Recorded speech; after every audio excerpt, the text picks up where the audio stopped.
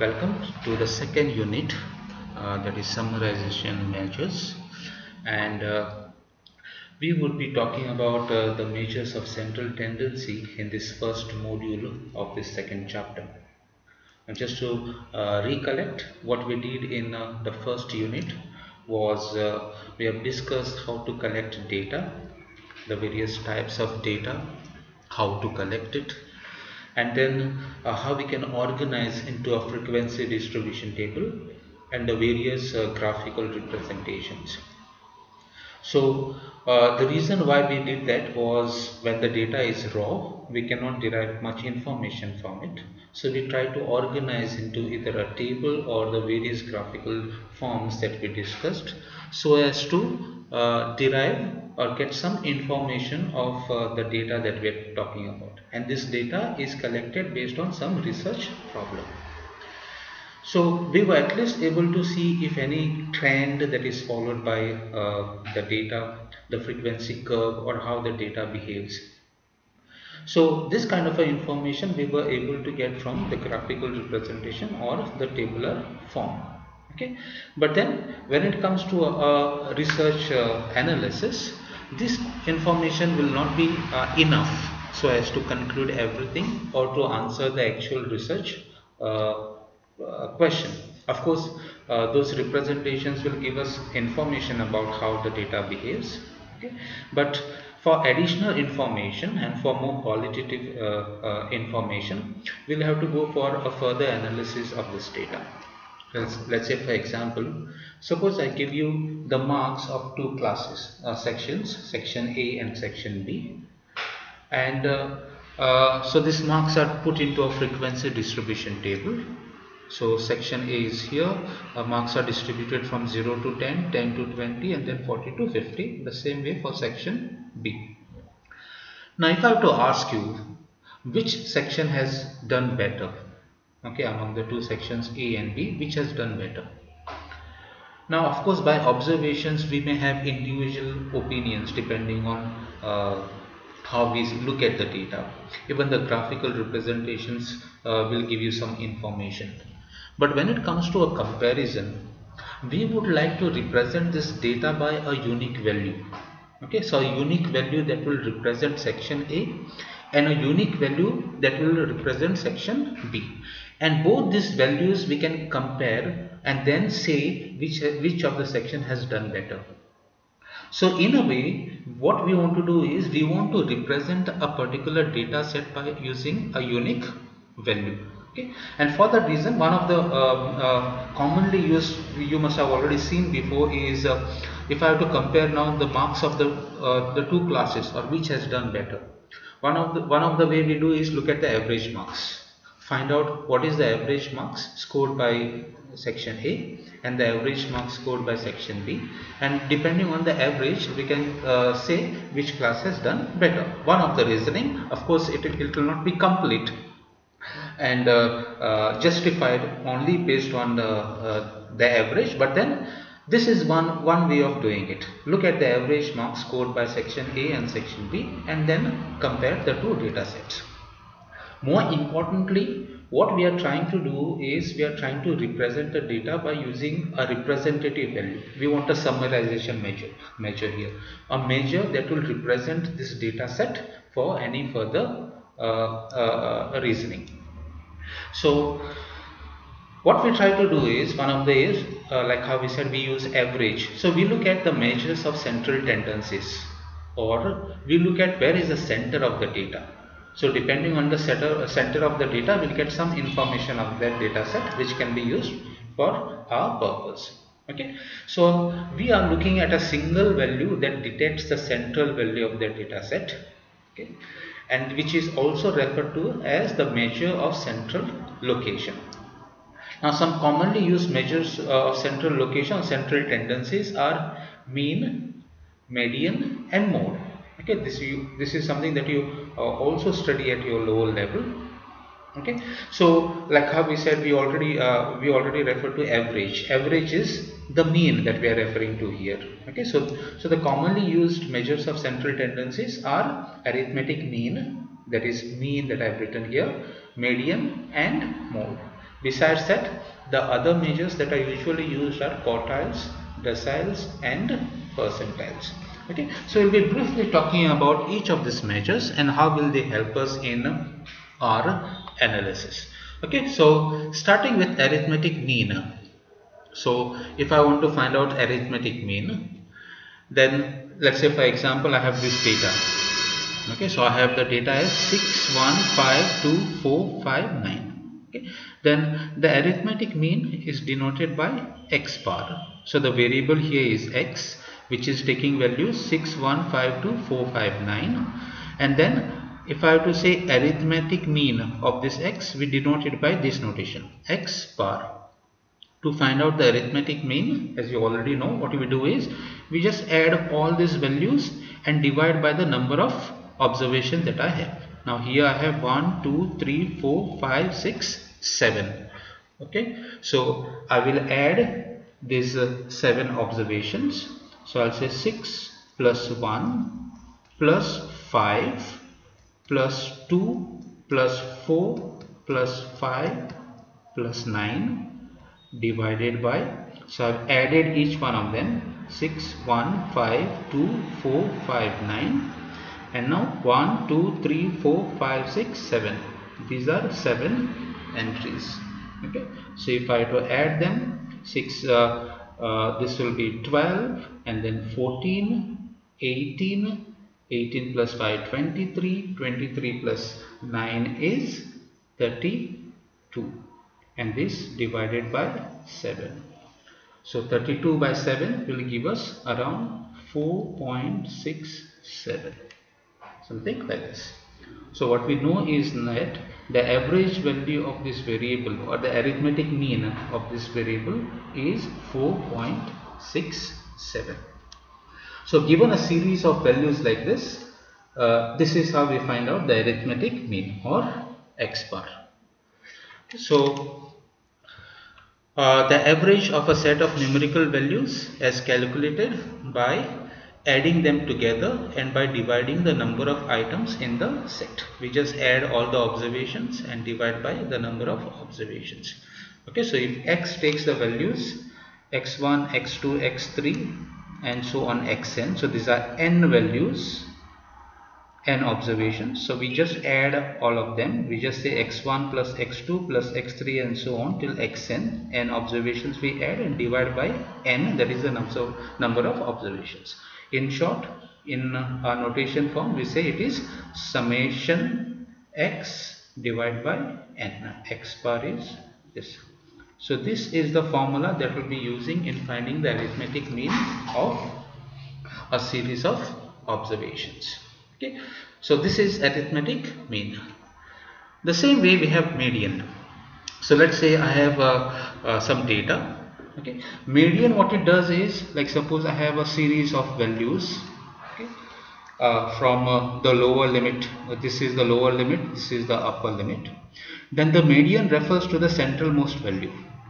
Okay, so median divides the data in a way in two equal parts. Okay, and this is, so 50% values are here and 50% values are here.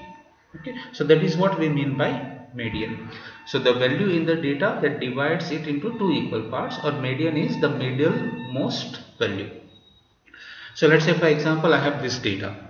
Okay, I want to find out the median of this data set that is given to us. So to find out the median, what we do is we arrange this data in either ascending or descending order first.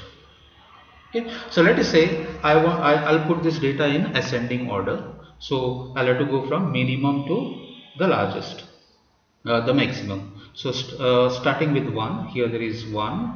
Okay, then there is 2, then there is 5, the next bigger value. Then there is 7 here, then there is 8, then there is 9, then there is 11, then there is 13, and the last value is 15. So given the data set of which I want to find out the median, what I did was I put it into a I put it into either ascending or descending form. Now in this case I put it into ascending order.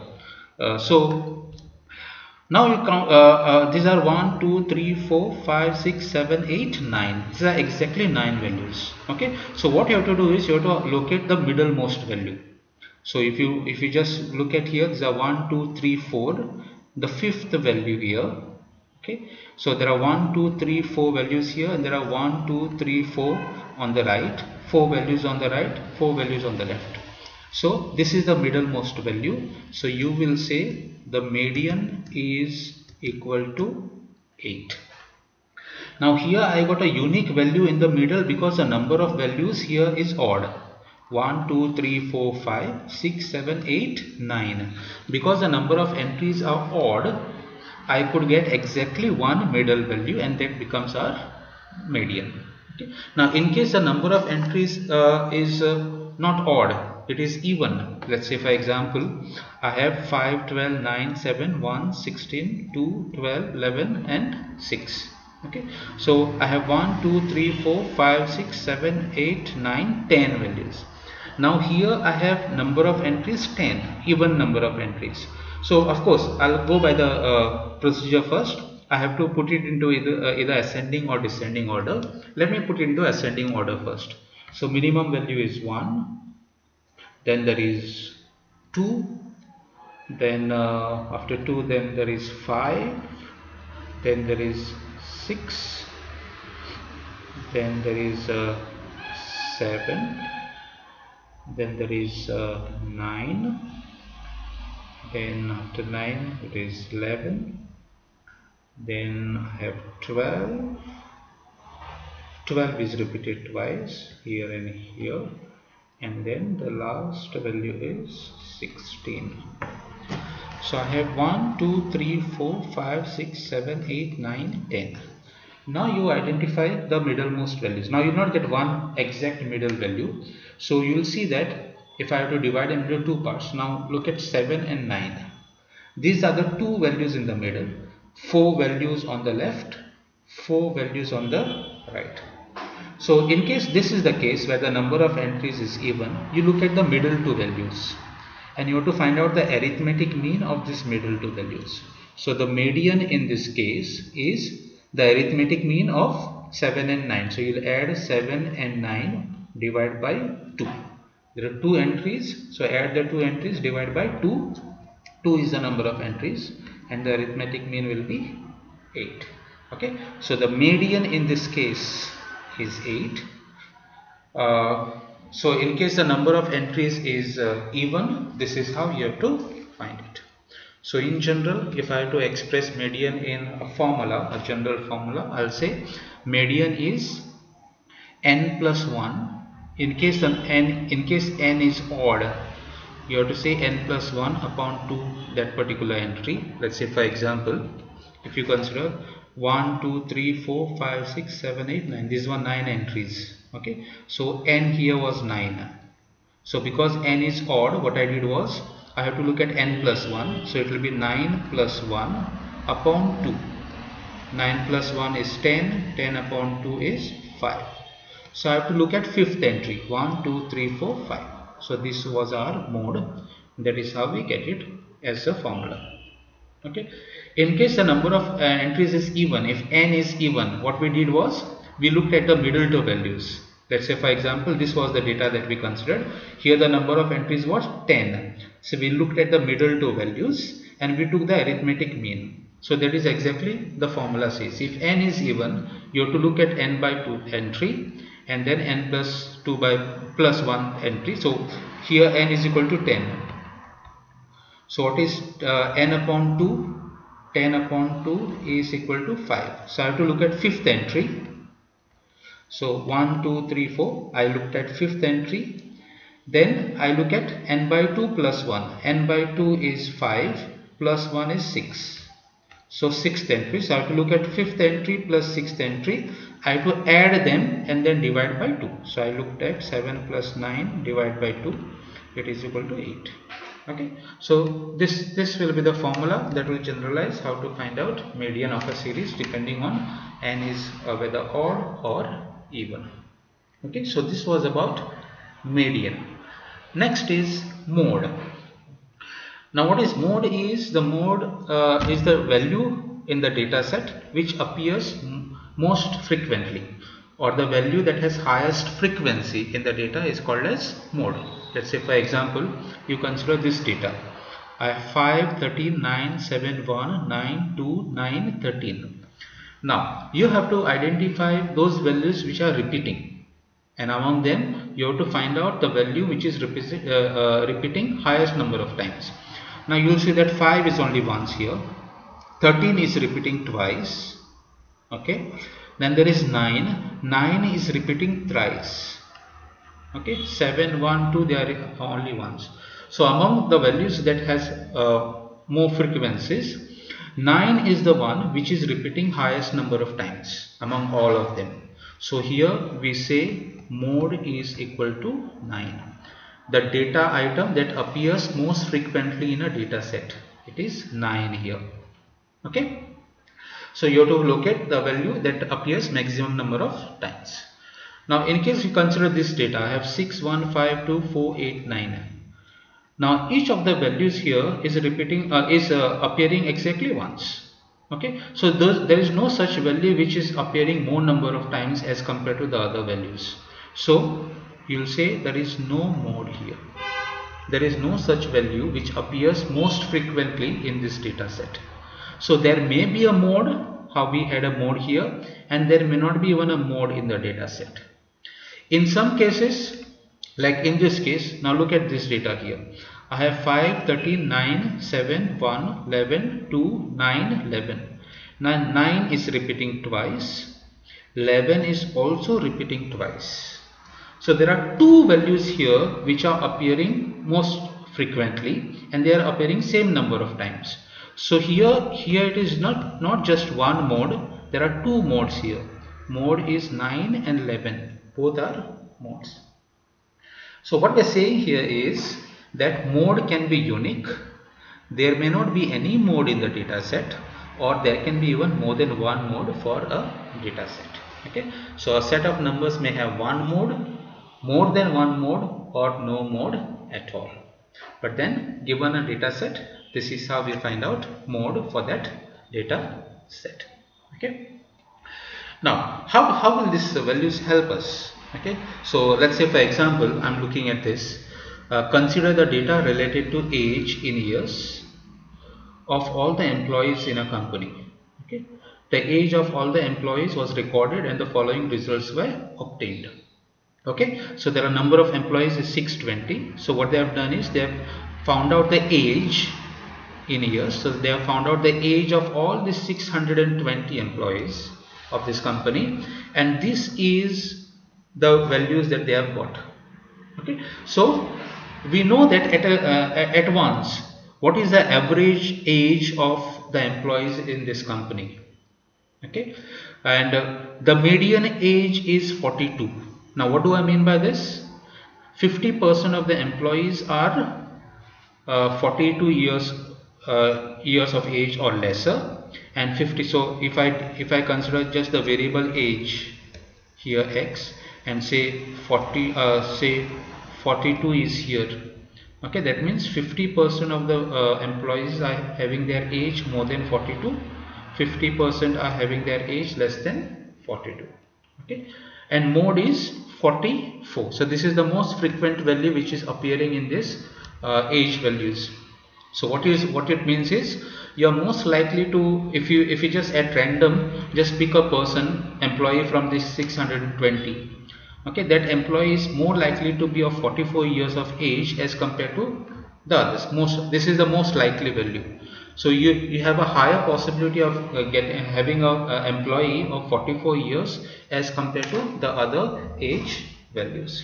Okay, so now this will play an important role if you have to use it for a comparative purpose. Suppose you have another company B whose median is equal to 50. Okay, now if I have to just compare this median, this company with this company, here 50% of the values are less than 50, you will say. Here this is the median age. So You are saying that in this company median age is 50. So 50% people are here, 50% people are here. Okay, so if you compare with this company, you will say that there are more younger employees as compared to the employees in this company. Okay, so this is how this central values will play a role in your analysis. The same way with mode and mean. So depending on the values of the mean, median, mode, we also know the nature of the data curve that we are talking about. Now if you have a frequency curve which is like this, so obviously we are looking at a mode which will be here. Okay, median value is the one which divides the data into two equal parts, so two equal areas. So median will be, say, somewhere here, okay, approximately, and then mean is the average value, maybe somewhere here. Okay, so we know that mode is here, median is here, and mean is here.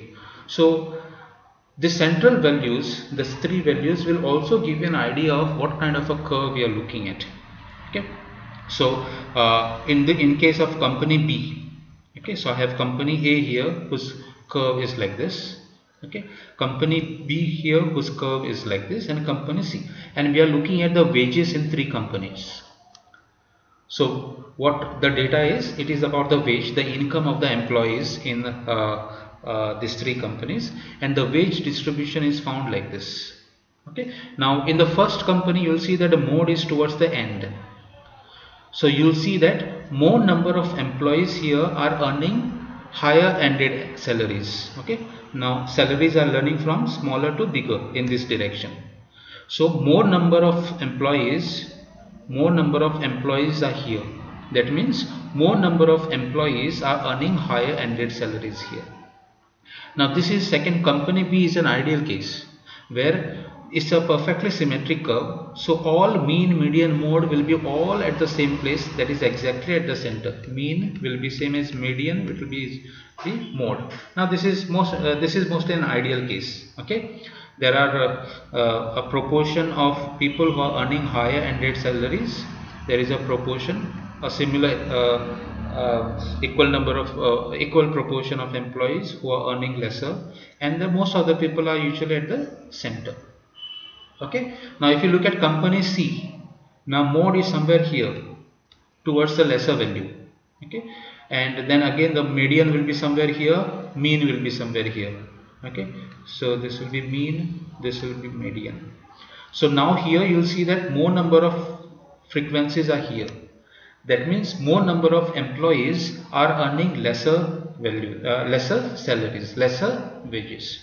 Okay, so these values, these measures of central tendencies will give you the kind of idea of the frequency curve, how it behaves. At the same time, this kind of information. And as a person, as an employee, you will always like to be in a company which is something like this. Okay, depending on what position you are. If you are a manager, you will have your different opinions, but as an employee, you will always want to be a company which has salary, wages, something like this. Okay, so this is how these values will help you in analyzing data. Now some things when we need to keep in mind while we are using these measures of central tendencies, okay, like mean.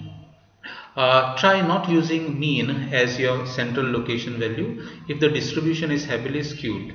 Like when it's skewed, what I mean is, if your data is, say, something like this, most of the values are towards the left, or a frequency curve which is something like this, most of the values are towards right. So the values are mostly bending towards the left or towards the right. This is called as a skewed curve. Okay, so we usually do not advise or recommend mean when you have a data distribution something like this. Okay, because it is sometimes very misleading. Also, we do not recommend using mean if there are outliers or extreme values in the data set. Now what are outliers? Let's say, for example, you have a data like 2, 4, 3, 5, 6, 9, say 4, 3, 2. Okay, suppose you have a data something like this. I have 2, 4, 3, 5, 6, 4, 3, 2. Now most of the values here are concentrated between 2 and 6. So when you find out the arithmetic mean of this, okay, arithmetic mean will be approximately between 3 and 4, and all the values are here nicely compact, distributed around the mean, which will be, say, suppose I assume it to be 3.5. okay, then you will see that most of the values here are actually around 3.5. so 3.5 you will say is a good representation of this. But suppose you have another value here, that is, say, 30. I just add one value here, and this value here is totally different from the behavior of all other values.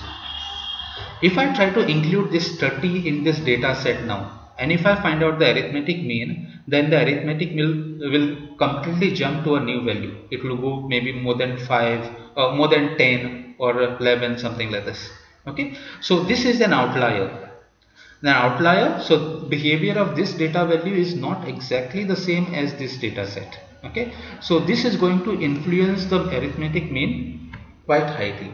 So when there are outliers in the data set, it is not recommended to use arithmetic mean, or you can always get rid of those outliers and then use arithmetic mean depending on your requirements. Okay, but then if there are outliers, we do not tend to use mean. In case there are outliers, we usually recommend median in that case. Okay, now median also has issues. We do not recommend median if there are small number of items in the data set. Like suppose we have talked about questionnaire, and in those we have done surveys using a 5-point scale or a 3-point scale. Now if you just have a 3-point scale, 1, 2 and 3, okay, and some data that you have collected, some survey data that you have collected based on 3-point scale or 5-point scale. Of course, a 5-point scale median might make some sense, but suppose you have a 3-point scale, there is no point finding what is the middlemost value, because that will not serve any purpose. Okay, so we do not use a median in case we have very small number of items in the data set. The same way, we do not use mode when you know it does not really reflect the central tendencies. Like how we said, there were issues with mode. There may not be even a mode in a data set, okay, or there can be multiple modes. So in such cases, mode may not be a very good representative of the data set. So when you know that this value does not really reflect the behavior of the data or the central tendency, then do not use mode. Okay, in all other cases, you may of course use any of these central tendencies depending on your requirement. Okay, so the recommended measures depending on the kind of variable that we are talking about. In case we have a categorical variable, we usually go with mode. Okay, in case we have an ordered values, then we usually prefer median. Of course, ordered without considering less number of items. Okay, so ordered in the sense there is an order that is followed in the data set. Okay, so in case it is an ordinal or ordered scale, we use median. In case for any other values, values like we saw in the previous examples, like interval values or ratio values, we use mean. Okay, mean, of course, if the data set is not skewed. In case it is skewed, all other numeric values, then we usually go for median.